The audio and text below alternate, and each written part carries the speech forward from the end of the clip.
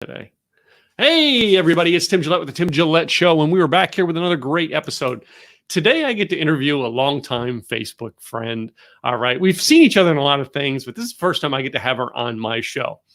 And last night, I did a little research, you know what I mean? Just a little. I don't do a full research, but I do a little bit of research and realize, oh my gosh, I've known this person for a long time. All right, so Jodi Krangle is her name. All right. And like I said, we've been Facebook friends for a long time, and it's going to be exciting to get to know her on camera, and I get to record it. And anyway, so let me bring her on. Hi, Jodi. Hi. Yeah, I guess we recorded for posterity. Yes. We get to record. I like this because it's like, to me, creating content is unique when you like learn surprises about somebody. Anyway. Totally, yeah. And I've always loved creating it. To me, it's the best one-on-ones to do or on camera. Yeah, you can see the other person's eyes. Yes. Even when I'm not actually recording the video in my interviews, I know on my podcast I don't, but I always like to have either a Zoom or a Squadcast meeting, just so that when you're having the discussion, you can look into their eyes and see, the facial expressions and everything that's going on when they're thinking of what they're thinking of, and it just makes for a better conversation. Well, I mean, even when I was on the radio station in Phoenix, I loved it when we started using Blab to actually start recording, because now I could look at my producer in the eye and talk to her as opposed to a phone conversation. And it felt really weird. And it was unique to be set up like that. So, but you're in the voice industry, but you like to see their eyes too. It's funny how that works. I do. Most of the time when I'm doing my work, I'm like, you can see where I am. I'm in my sound booth, and basically it's like 4 padded walls. So when I'm reading a script or performing a script, it's, me and the 4 padded walls. When I can see someone's face, that's actually a nice change. Well, I mean, when it comes to voiceovers, all right, there's somebody else in the voiceover industry that I really, really love. And I listen to his podcasts like faithfully every day. But he's also known on TV, like your voice is known on TV. And that is Mike Rowe. Oh, Mike Rowe. Yeah. He's great. Yeah. What I love about him, though, is he's always himself. Yeah. You know who he is, and he's never fake about it or whatever. Like, you just, what you hear is what you get. Yeah. But I found it interesting because he's like the person, like literally through this whole pandemic thing, I've caught into his podcast, and every time I hear a TV commercial with his voice into it, I know it's him now. Oh, yeah. And like on his podcast, he was talking something about going through the pandemic. And then he said, like, how he was still getting some work and he was still doing voiceovers, but he was doing them from home. And then I heard the commercial that he did from home, and I realized that's a different sound. He was in a different studio when he created that one. Oh, yeah. It's funny how when you're in this industry, you can hear those things in studios. How intense can you hear it? I'm just curious. It depends. When you're actually hearing the final version, it's rare that you would be able to tell exactly, because there's so much production that goes into that by the time, they've taken the raw voice and put it onto whatever it needs to go onto. That's why with a lot of voice actors, the people who know them might have an idea of, the fact that they're hearing that voice that they're familiar with, but people who don't know you maybe quite so well would think, oh, well, that's Jodi, but that doesn't sound like Jodi. Because the production values are different for every product or project you work on. And I mean, it's a fascinating process, and everyone does it differently. So there's different ad agencies, there are different production companies. One thing might be for a broadcast, another might be for a web video for a large company's website. All of these are produced differently. So it just depends. Yeah, and I was noticing, I mean, you've been in this 13 years now? Yeah. And what got you even thinking about starting in this? I've been a singer all my life. So I always thought that I wanted to use my voice for something. And Unfortunately, singing doesn't really make a living very well these days, or many days. Unless you're Taylor Swift, which I am not. Yeah. It was always something I had in the back of my mind, and I've always liked communication in general and theater of the mind and all of that interesting stuff. And back in 95, 96, I actually did a volunteer year for the Canadian National Institute for the Blind. So I was reading books on tape, and it was actually reel to reel tape at that point. Yeah. I think we're the same age, actually. Yeah. So, yeah. Well, no, you say books on tape. All right. So basically, in the early 1990s, when I drove truck, I listened to books on tape. I mean, that was way before a podcast came out. And literally, we used to, at the truck stops, we could actually rent them. All right. And drop them off at the next truck stop. So I'm like, I listened to a series of tapes on books on tape, like you wouldn't believe. I loved them. So audiobook authors have been doing this for a long, long, long time. And that is such a cool idea that you could just like pick up one at one truck stop and then drop it off and pick up a new one. That's kind of cool. but there were some that I bought because I really, really was into them. And that was, it was the guy who does the Motel 6 commercials. Okay. Tom Bodett. I knew I'd remember his name. Okay. Tom Bodett did this series called End of the Road. Have you ever heard that one? I haven't, no. Oh my! To me, that was like the first intriguing ones. And then I loved Paul Harvey. You know what I mean? Those are things that, like, you know what I mean, really tuned my ears up. And hearing them, they're people who had voices that they got my attention, even when I was not able to see their faces. Yeah. So did that intrigue you? Or has that always been a thing for you, or no? I'm curious. Telling a story in a compelling way, yeah, that always has intrigued me. I tend to do the shorter form stuff. So for me, anything that's over 5 minutes of finished audio is generally not in my wheelhouse. Oh, so I can't get you to record my book now, huh? No. No. I have some author friends and I've been asked a time or two, and I just have to, as much as I love them, I have to say no. And it's well, for me, for my book, I would need a male person, but like some people are just not that good at reading their own stuff. I forget whose book I was listening to on Audible the other day, and it was a famous author, and I went, I don't like his voice. Yeah. Well, no, Tim Ferriss. I love Tim Ferriss's stuff, but man, I do not want to hear Tim Ferriss talk. Yeah, I mean, it's different for everybody, right? We all have that initial, fingernails on a chalkboard reaction to some types of sounds. So maybe someone's voice hits you that way. But can you take the sound of your own voice? I've gotten used to it. Let's just say that. I think in a lot of instances, really, it depends on what you're using it for. So depending on what I'm doing, I'm more happy with my voice than other times.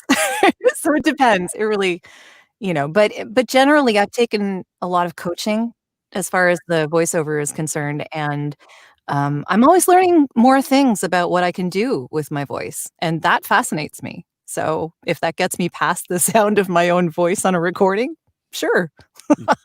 I mean, for the longest time, I couldn't stand the sound of my own voice. I couldn't stand looking at myself on video. I hated it. All right. I'm still getting I've gotten used to it, but I hated it.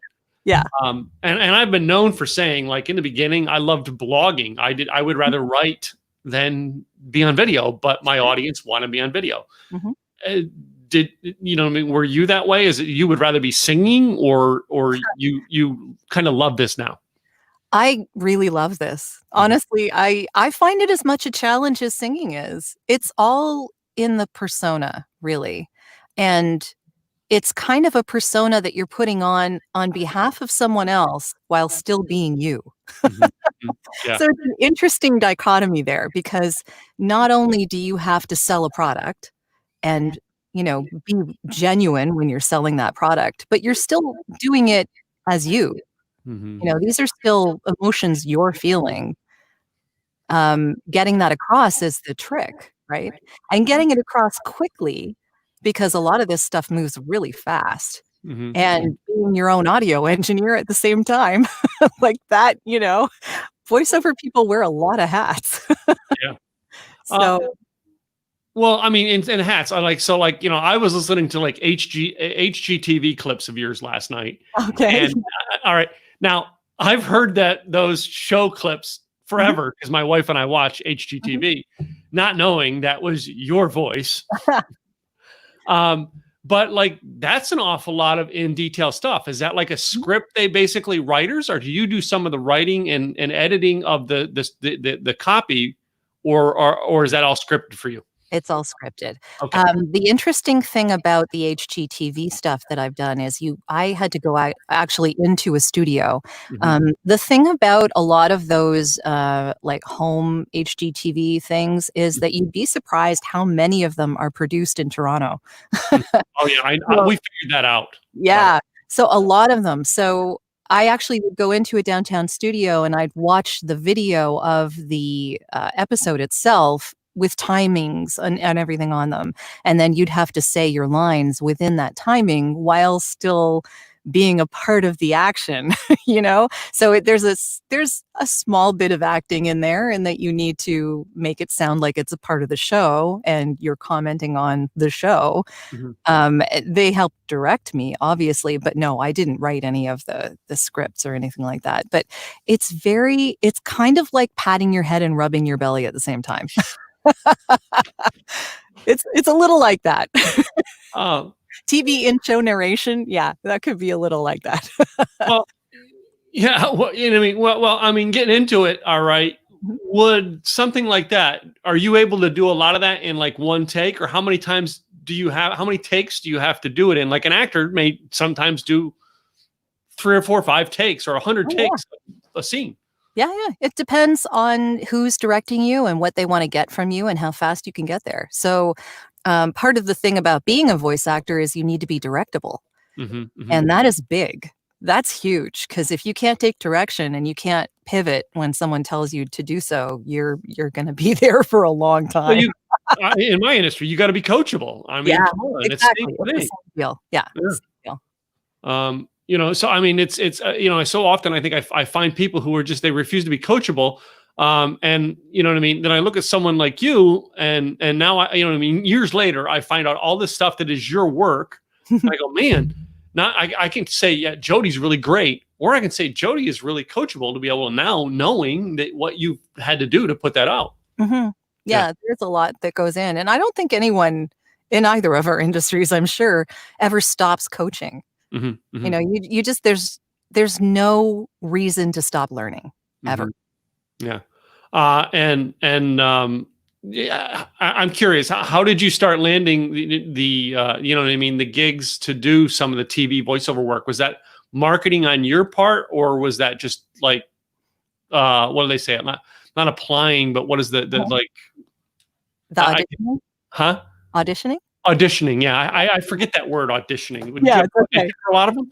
I have to say, like 80% of a voice actor's business is auditioning. Wow. Pretty much. Yeah. I had to learn my craft. I had to make sure I had a home studio that was broadcast quality and, that they could use audio from whoever had the audio given to them. I needed to be able to know who I was enough and have a decent enough demo and good coaching that got me to that decent demo so that I had a good calling card, I guess is what you'd call it. And then after that, I needed an agent who had access to some of these auditions that I didn't have. And the HGTV work definitely came from an agent. And to be able to get that agent, I had to demonstrate that I was going to make them money.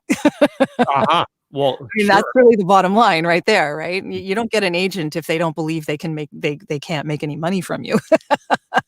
They only get the percentage if you get jobs. So yeah. And I totally see that. I mean, come on. I mean, who's going to represent you if you're not going to be top quality? Yep. I mean, but like I'm in the speaking realm and hosting speaking type events. Mhm. You know what I mean? I've got agents in the speaking world pitching me all the time, and the ones who pitch me the good ones are the ones I listen to, and the Yeah. ones who pitch me nothing but bad people, let's face it, I'm not calling them back. Yeah.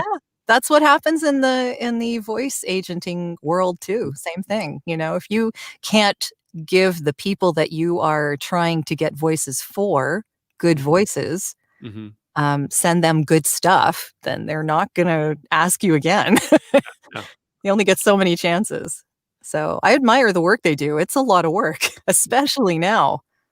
Well, yeah, I mean, and in this time right now, all right, are they pitching you for a lot more stuff, or are you kind of like, you know what I mean? Well, I'll take what I can get. It depends. I'm kind of picky in what I take and what I audition for because I know pretty closely now what I'm most suited for and what my rates should be.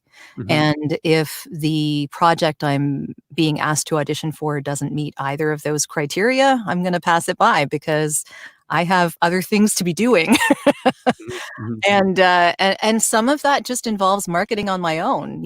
I have a podcast that talks about audio branding that reaches out to my potential clients, honestly, because I want people to know in the industry that audio matters, that the Mhm. voice that they use should fit their branding, Mhm. and that the music they use should fit their branding, that they have a style that goes along with their logo that is also audio, not just visual. So if I can educate people on that, then maybe they'll give a little more consideration to the voice that they use in their projects. You never Mhm. know. Well, I mean, yeah, and I'm going to go check out your audio podcast because that's the one thing I didn't download last night was Mhm. your audio podcast. But now that I know you have one, I'm going to go check it out. Mhm. Um, but in audio branding and sound and stuff, like one of my clients is getting big about, you know what I mean, helping people with their playlists to motivate them. Um, and in his business, he's got you know what I mean, a tricky thing. He can't play songs on his podcasts Yeah. to help people because that's licensed material. Mhm. Is some of the voiceover stuff that you do licensed material, and do you own the license or do they own it? It's all licensed material. In fact, the way that voice actors get paid is very similar to the way that musicians get paid when their songs are licensed. Hmm. So I am not paid based on how long it takes me to do a job. I am paid based on where it's being shown geographically, whether it's broadcast or not broadcast, whether it is being used forever or if it's just on a website. There's a whole bunch of different options available, but generally you're going from broadcast, which is local, regional, or national, or it could go international. Then Hmm. that's a different thing entirely. Or non-broadcast, which would be, um, you know, uh, something for a company's website or a web explainer video that they may not be paying to promote, but is part of their social media. Hmm. I consider paid placement to be broadcast in a way because nowadays, especially, there are actually more people looking at the internet than there are watching television. Yes, yeah, I believe that. Yeah. So it's there are a few rate guides out there. One in particular is called the GVAA rate guide, and it's a pretty global kind of. Well, no, it's mostly for the U.S., but I'd say North America wide, it can pretty much handle what's out there, and it Hmm. gives you a good idea of the breakdowns, so that other voice talent know what to charge. That it would be in line with what their colleagues are charging. And Hmm. I think it's very important for the industry to stand by itself that way instead of letting the rates drop through the floor. Yeah. In all industries, I'm sure the same thing, but we got to stick together. Yeah. And well, and in this time, I mean, it's tough times for a lot of people.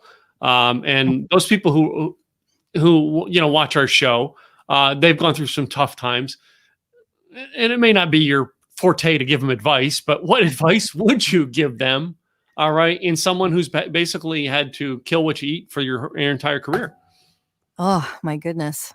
Well, first of all, I feel for anyone who's having a tough time right now, in a lot of different ways. um, and I can only relate so much. So I can empathize, which is what I'm going to be doing, and hoping to be supportive to friends and that kind of thing. I think a lot of people are really hard on themselves if they're not handling this well. And one of the things that I can suggest is that you give yourself room to process, that you don't push yourself to constantly be productive every second of the day, because we're humans and that's not how humans work. Yeah. Yeah. Just forgive yourself. Don't be so hard on yourself if you need to take an hour to just watch Netflix. Do what you need to do. Yeah. And having had that little bit of whatever you need to do to relax, you can approach whatever problem it is you're coming at from a fresh perspective with a little more energy.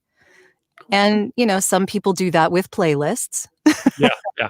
And there are all sorts of different ways. Meditation can do that too. And, I'm not a meditation type of person, but I appreciate people who find comfort in that. However it works for you, just let yourself have that time and then approach the problems from a new perspective. Mm-hmm. Well, I think that's great advice.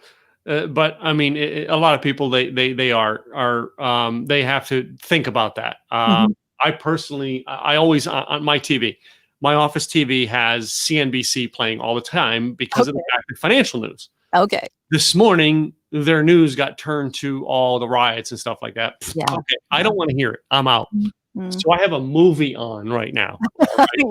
Yeah. But no sound. All right. Yeah. But that's my peace getaway. Mm-hmm. You know what I mean? What's your peace getaway? Do you have one, or do you want to share one? For me, it's silence. I just need peace. Just, okay. Nothing on, nothing, just, yeah. Which I guess sounds really funny for someone who likes to sing.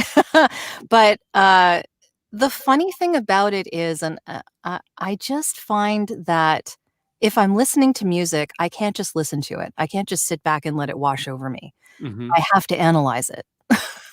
So for me, it's not a relaxing pastime. It's I'm listening to learn something, or I'm listening to get better at songwriting, or I'm listening to learn a particular technique, or I'm listening because I really like the song, but the lyrics are really pulling me in and I have to listen to those lyrics. So it's like, I can't just listen to a piece of music and let it go. So for me, that's not relaxing. My husband loves media wallpaper. That's what I kind of call it. Like, he'll have the TV on and his Nexus playing something and music blaring and like everything all at once. And he loves that. And it drives me insane. Yeah. My through this, my wife's working in the house too. We only have a small condo. We don't have like a mansion or anything like that. And our condo has this, from the living room up to the second floor, is this very high ceiling. And then my office does not have doors on it. It's two doorways. So whatever's said down there with hardwood floors echoes up. Of course. Yes. Yeah. And that echo up really, and she has a voice that'll carry more than mine will. So it's like we echo into each other's calls all day. Well, she has music playing. You can tell when she stops. She starts playing music. All right. Yeah. And when we built this house, we rebuilt this condo in 2018. One of the things we did was put sound in. So we have every room has the option of sound in this 1,100 square foot condo, seven speaker zones. Anyway, like we needed that. All right. So basically, everybody needs different things. Yes. It's what we wanted. But she listens to music. I used to listen to playlists. That used to be my thing. I found over the past 2 years that sometimes the silence is my space. Yeah. And it changes. All right. And I found that too about everything too, and being a creator. Like one of my coach, he has to listen to, he has to have music playing to help him create. I've got to have silence to help him. It's like, I don't turn that TV sound on unless, what's that story? I don't. I have to have the video playing. Now, you'll find this strange, but do you remember the MTV days? Oh, yeah. I used to have my TV playing with videos and just mute the sound and videos are playing. Figure that one out. Yeah. Well, I guess it's kind of the best of both worlds if you think about it. Well, do you have any strange things like that? Like me, like I will actually have music videos playing without the sound. I don't know, not like that, because I when I'm trying to focus, I do have silence. That's kind of my preference. I guess some people would find that strange, but I don't know. You know, I make my living from sound, but I need silence when I'm focusing. Well, I mean, one of the questions I wrote down that I really did want to ask you, and that is, I mean, in our polar opposites world, all right, our political, I don't, not to be political, but our political fighting world, have you ever had to read or do voice acting for something that you didn't agree with? Yeah, I have, and it depends on how much I disagree with it, but I don't know. It's a tough call, and if it was something I really found despicable, I would refuse the job. I mean, we all have our breaking points. Yeah. If I do remember having to do a political spot for someone that I wasn't warned beforehand what it was about, and I couldn't back out at the last minute because it was really last minute, and I just did it and held my nose and got paid. I mean, yeah, it's also it has, like I'm Canadian, so when it comes to doing political stuff in the U.S., I sort of have, a reason to care, but it's not my country. So in the same sense, like I'm not making any judgments here. I'm just doing my job. So yeah, in some instances, if it was really heinous, I would say no. But generally, the people I work with are good people, and they're not going to ask me to do something heinous. And I'm doing a job, and I'm getting paid for it, and ultimately, that's what my job is. Well, I mean, I think my point in asking that is like you really don't. Do you really want to? When you say you won't do certain ones, you don't want to be tied. You don't want your voice tied to that brand. Yeah. That's kind of how it goes. Yeah. We all have brands that we want to maintain, and I think it's difficult if I'm only doing like a one-off, unless it's something I personally like feel ill doing. If it's a one-off, it's really rare that someone is going to recognize your voice and associate you with the brand. That's just a rare thing. If you're the voice of a brand, that's something else entirely, which I think more people should think about. But, whether or not you are, a one-off isn't generally going to associate with you with a brand forever. Well, I mean, I think controversy but also could be in like the HGTV shows that you do, where basically it's one person against another. I have a personal favorite, but you never. I've listened to yours now. Listen to knowing your voice. I realize you never voice that you prefer one over the other. Well, it's almost like it's reporting too, but yeah. Well, and it's scripted, and I'm directed. So whoever is telling me what kind of tone they want, that's the tone they wanted. I'm giving them what they want.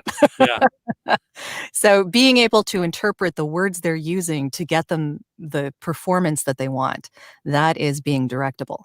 And I can just see, I mean, have you ever watched the show and went, well, I really want that one to win? And, Oh yeah. I mean, what happens with the television shows is you never really, as the voice actor, you don't see the whole show. Yeah. You only see the portions that you're doing your narration over, right? So I'm not watching the whole show as I'm performing.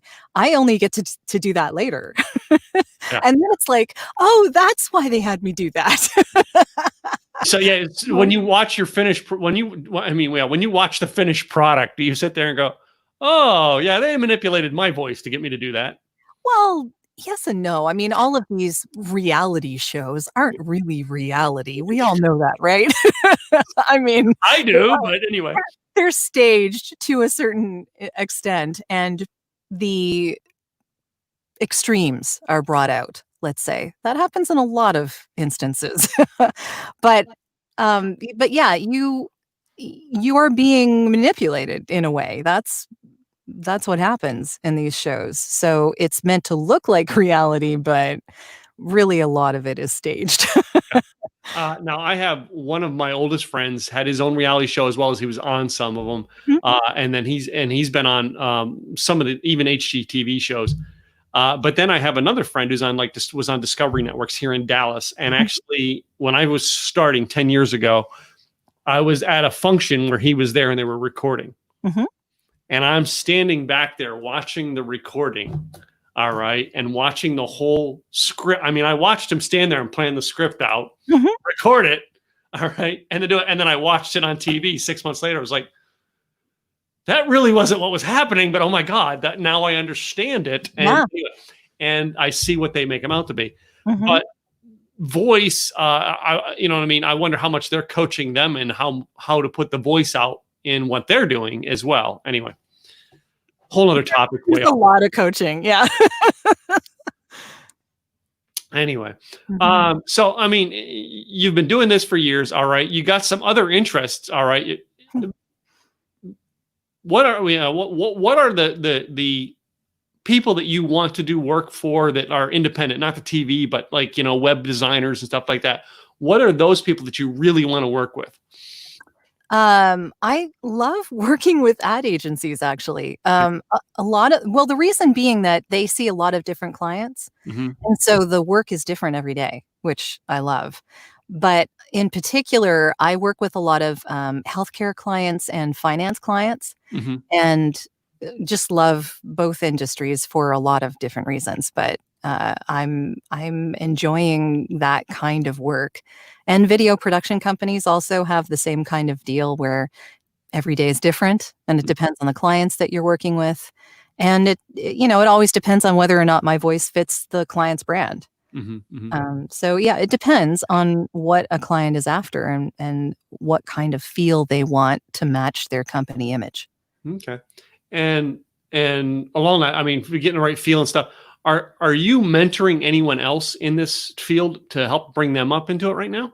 I have in the past, and I enjoy doing that when someone actually is motivated to follow through. I get a lot of people asking me how to get in the business, and then I give them a full list of things, and it's a long list, and I hear nothing. And that's usually what happens because it's a lot of work and Yeah. it's not inexpensive either. This is an expensive type of career to have because you need the recording space, you need the mic, you need all of the equipment that goes with that because you need to have a home studio. You need to learn how to be your own audio engineer. You need to act like a business and invoice on a regular basis and pay attention to your taxes because you're self-employed. Yeah. You need to be able to outsource things if you need to, like writing some content. To be your own media empire really is what having a brand these days is kind of all about. Mhm. And it's kind of imperative for you to be heard and found just about everywhere that your clients might see or hear you. Mhm. And to do that, it's a lot of work. And not only that, but you need to make yourself a demo, which demonstrates not necessarily the work you've done, but the work you want to be doing. So it'll show clients what you can do and what you would like to be doing. And it's your calling card. It's a lot like a business card for anyone else. Mhm. It's like a portfolio. It shows what you can do in audio format. And those demos are not cheap. And neither is the coaching that gets you to the point where you can make those demos. So, and it's a constant coaching thing. It never ends and it's expensive. So if you're not dedicated, you're probably not going to know. You're probably not going to go a whole lot of places. Yeah. Well, I mean, I mean, the coaches and the stuff like that. How many different coaches do you have that you're working with? Like, vocal coach, things like that. Not at the same time. I tend to work with one voice coach at a time, but I worked with one for 2 years. And I'm still taking coaching every once in a while with different coaches that there's a website called voiceoverextra.com, and it's XTRA.com. And that is a really great resource for people to check out what the industry is about, Mhm. who the reputable coaches are, and some inexpensive webinars that you could check out for like $50, like not a big deal there, and see if it's right for you, if that's something that you want to get into, and you can do the research on your own. Mhm, mhm. So, I mean, the coaches and the stuff that you've gone through and stuff like that, what I mean, did you have to learn different other speaking styles or anything like that, or was it just some of the coaches that were just voice? It's less about speaking styles and more about being your own genuine self while you're advertising. Mhm. Yeah. A lot of what advertising is these days is trying to be authentic while selling a product because it's difficult. And theater of the mind is a lot of it, but being authentically yourself while you're doing that is also another part of it. And that is harder to do than you think. Mhm.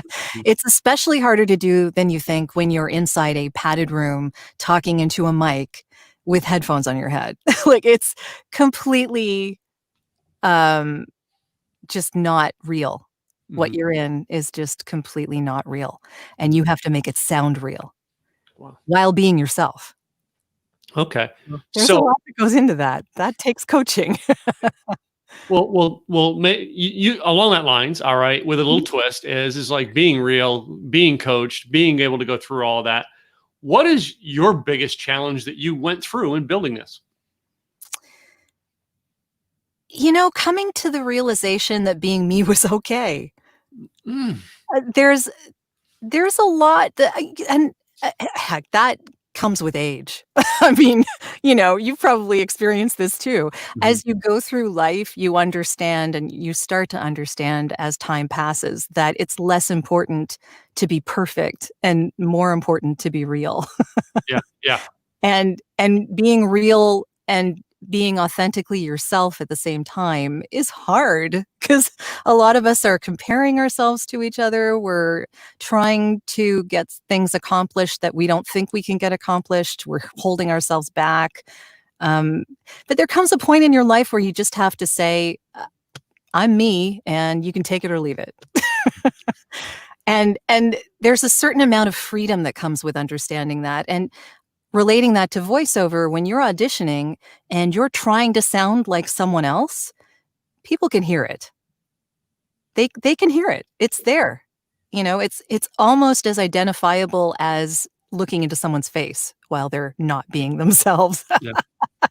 And it's not gonna get you the job, first of all. So, what I have to now keep in mind, and it's becoming less and less difficult to do over the years, and as I get more training and as I get more comfortable with my instrument, Mhm. is that I need to do an audition as I would do it and not worry about whether or not the client is gonna pick me because it's a completely subjective determination, first of all.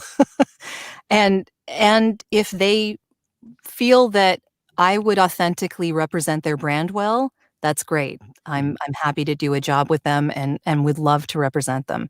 If they don't feel that, they're gonna know it in the first 3 seconds of hearing my voice, and Mhm. that's it. No matter what acting I do, it's either gonna happen or not, and I have to accept that and just do what I'm gonna do and accept the consequences, you know?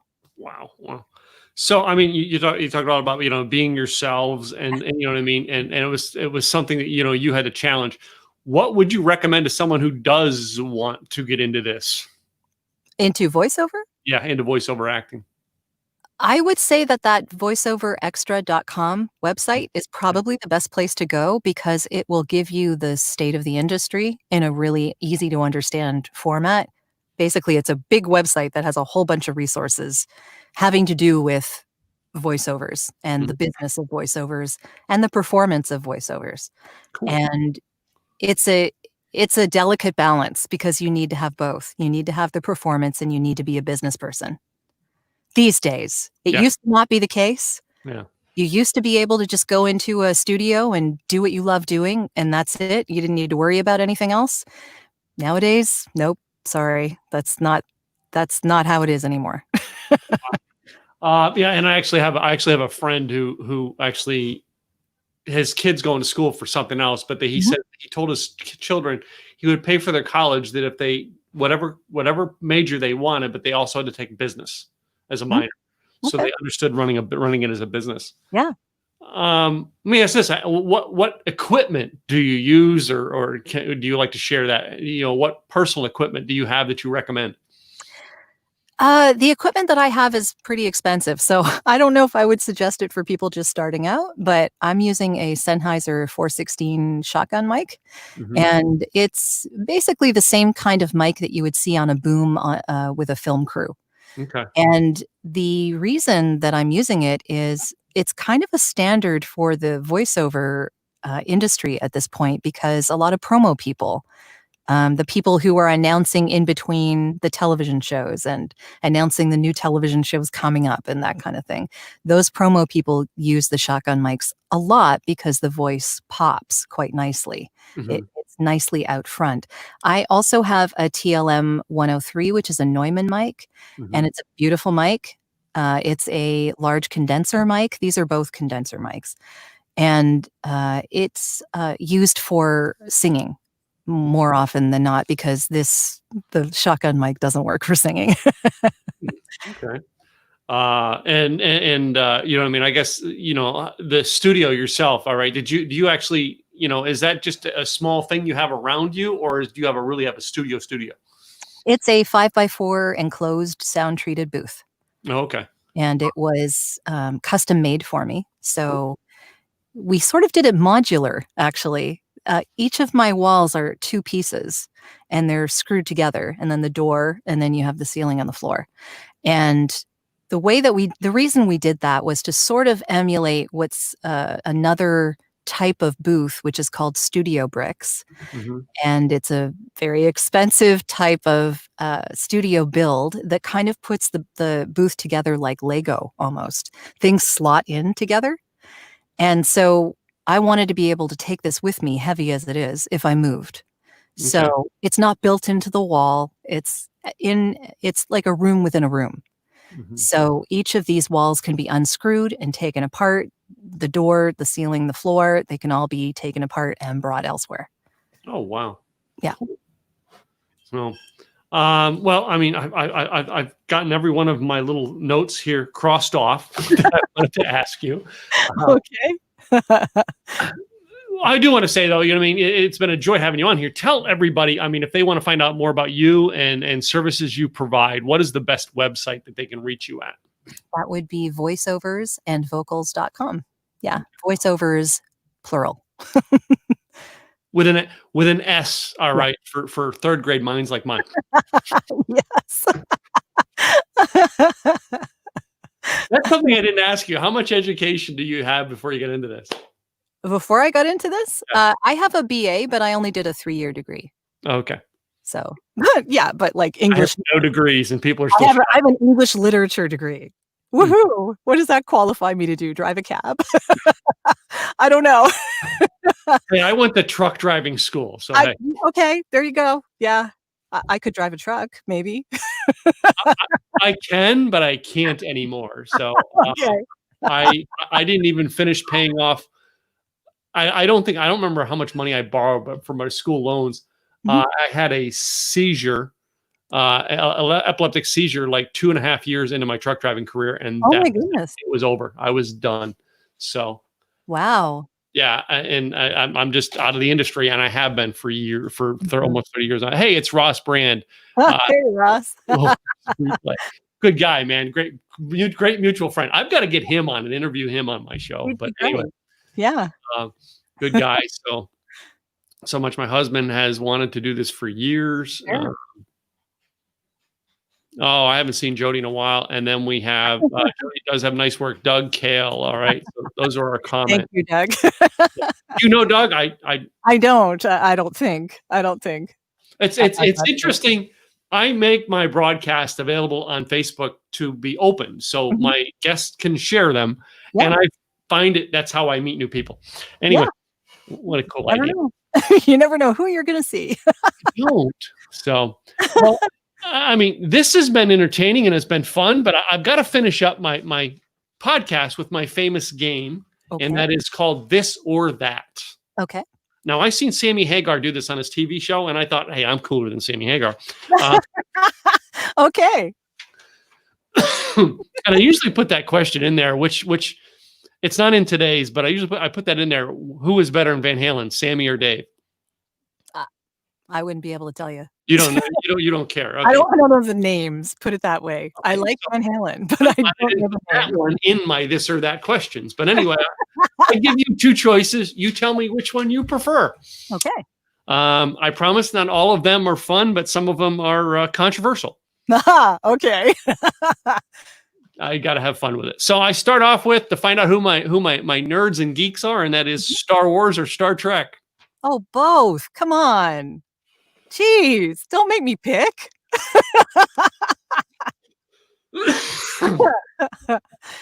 It's funny. I'm a very big That's geek. my first one always, and I've only had, I think, in the hundreds of interviews I've done, I've had one or two go, "Who? What?" Really? Almost everybody knows Star Wars or Star Trek. Oh my goodness. No, I'm a huge geek, media geek. Yeah.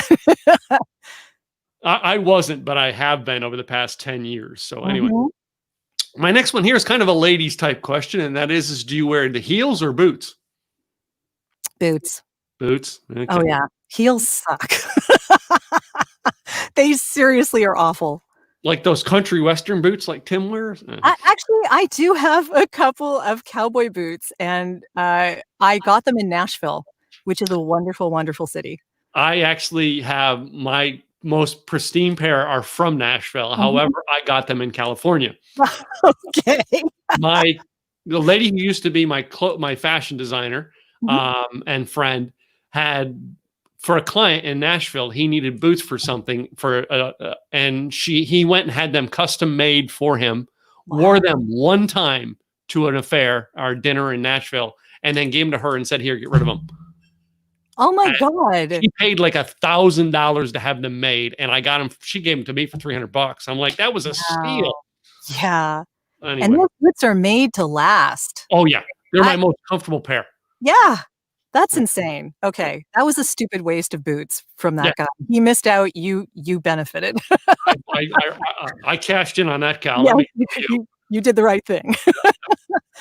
So my next one kind of relates to the things that we're doing right now, and that was podcast or book. You know what? That's a hard one for me because I have a podcast, but I don't actually listen to them all that often. Isn't that awful? I do tend to read books more often. Okay, that's all right. You're allowed. It's kind of like being a singer and not listening to music. Same kind of thing.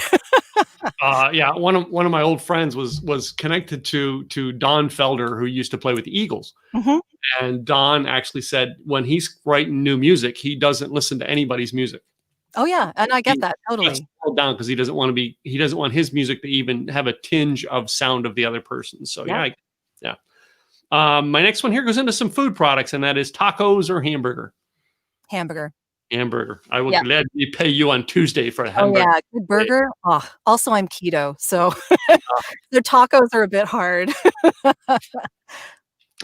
Anyway, moving on. Mac or PC? PC. Sorry. Don't even have an iPhone, do you? I don't. I actually have an iPad, believe it or not, but I inherited it from my parents. So I never actually bought it myself. No, I some of the things that I like, if I'm a vendor at an event, I actually give away an iPad. It's a list builder for me. Nice. Okay. I put names in and I draw a name out and give an iPad away. And I gave one away at an event in California, probably about a year and a half ago. And the guy who came up and won it hates Macs. hates Really? hates Ooh. Macs, hates Apple products, and I'm like, dude, why did you enter a drawing for a Apple product? I don't know. I don't hate them. And thank you, Larry. You got my heart there. Yeah. Um, I don't hate them. I just don't understand them the way that I understand PC. I've known PC since DOS, and I used to sell the hardware when the 386SX was new. Yeah. So I know it from way, way, way back. And it's just where I'm comfortable. No, So I got in 2012. I adapted little by little, and now everything I have is Mac, and I don't have any PC stuff or Android stuff left. yeah, and you're not the first person I've heard say that, but I just and it may yet come to that because I think right now it's hard to justify going with PC in a lot of ways. But I'm still figuring it out. Yeah. So, let me move on to the next one. Drinks. Would you rather have beer or wine? Oh, wine, definitely. I'm not a beer drinker at all. Red wine or white wine? Red. Red. Yeah. Although Yeah. I don't have it all that often because doing keto, you tend to process alcohol in a different way. And so I'm a really cheap drunk right now. And yeah. I'm not. In my office, it's a bottle of moonshine, and I can Yeah. sip on it all day long. And I'm Okay. so drunk. I admire that, but yeah, and the thing about red wine is I can have one glass, but even that one glass will give me a headache. Wow. If I don't drink enough water, like during, after, whatever, I'll end up with a headache. So actually, I tend to have martinis more than anything else That because is a golden thing in our house. But anyway, vodka's fine. I can have my one vodka and I'm fine. But yeah. well, I understand why I'm the way I am because my father came. I mean, this is the early 2000s. He came to Dallas for something, and he stayed at my house. Mhm. And he was let in early by my neighbor while I was at work. Well, I get home 4 or 5 hours later, and we're like, let's go to dinner, Dad. I was single at the time, and he's like, yeah, we got to stop and get more vodka. And I'm like, Dad, there's a full bottle in the freezer. And he goes, He'd already there had was it. a full bottle in the freezer. I'm like, Dad, you've been here for 4 hours. Oh my goodness. Yeah. And he's like, My fine. my grandmother was on my dad's side was kind of like that. She always had like a bottle of vodka in the freezer. Like it was always there. Of I course, my honestly dad don't know died what at she was 70 making. years of age, heart disease. But anyway, yeah. Oh, she was definitely in her late 80s. So Yeah. yeah, she enjoyed life. So my next one goes on to some controversial subjects. The next one is pineapple on pizza. Yes or no? I would say I kind of liked it when I was eating pizza. Yeah. I actually didn't mind it. I wouldn't have it now, but Okay. I don't have any real objections. Yeah, well, some people fight over it. No, that doesn't. Yeah. I don't find that controversial. So this next one can be controversial because I've had people really have opinions on this one, and that is the toilet paper. Does it go over on the roll or under? I don't care as long as I can reach it. As I have it, I'm good. It could be sitting on the counter. I don't care. That's the best answers. You're my new quota. Yeah. Yep. Okay. My last one, and that is boxers or briefs. Really? I'm not talking about my underwear on here. I don't know. This is what you prefer. It may not be yours. It's maybe what the husband's wearing, or you prefer the husband to wear. He's taking notes. He can wear whatever he is comfortable in. That is the least of my concern. He's about to walk into your office with nothing on. Just saying. Yeah. Okay. You're okay with that too. Yeah. Okay. Works for me. Well, Jodi, this has been fun. All right. I do appreciate you coming on the show. Make sure everybody say your website one more time so that we can, everybody, even the audio, can hear it. Sure. It is voiceoversandvocals.com. Okay. Jodi, it has been a joy having you on today. Emily, you give us some great information about voiceovers. And guys, if you want, those of you who are in the audience, if you want to find out more about Jodi and what she does and see some of the great work that she has done, by all means, go to voiceoversandvocals.com, visit her, connect with her. All right. Go listen to her podcast and check her out. I'm Tim Gillette with the Tim Gillette Show. Be sure and subscribe over on Apple Podcasts or on YouTube. And it's just basically timgillette.com/Apple or timgillette.com/YouTube. And you can subscribe to our channels there. I'm Tim Gillette with the Tim Gillette Show, and we'll see you next time. Bye now.